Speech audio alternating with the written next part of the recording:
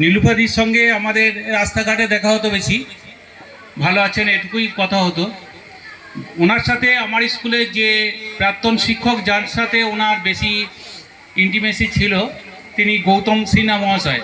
উনি এখন কলকাতায় রয়েছেন, একটু শারীরিক অসুস্থও রয়েছেন, উনি আসতে পারেননি। কিন্তু গতকালই উনি একটা গান নীলুফাদির আজকে এই ফেয়ারওয়েলে উনি পাঠিয়েছেন আর কি আমাকে, আমি সেটা একটু তোমাদের শোনাচ্ছি।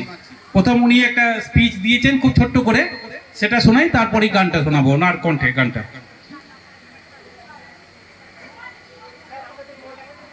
এই অবসরের দিনে অনেক কথাই মনে পড়ছে।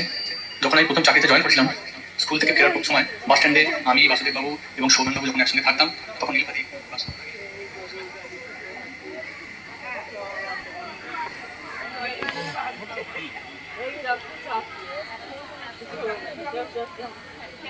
বাস স্ট্যান্ডে আমি, বাসুদেব বাবু এবং সৌমেন বাবু যখন একসঙ্গে থাকতাম, তখন নীলুফাদি বাসে ওঠার আগে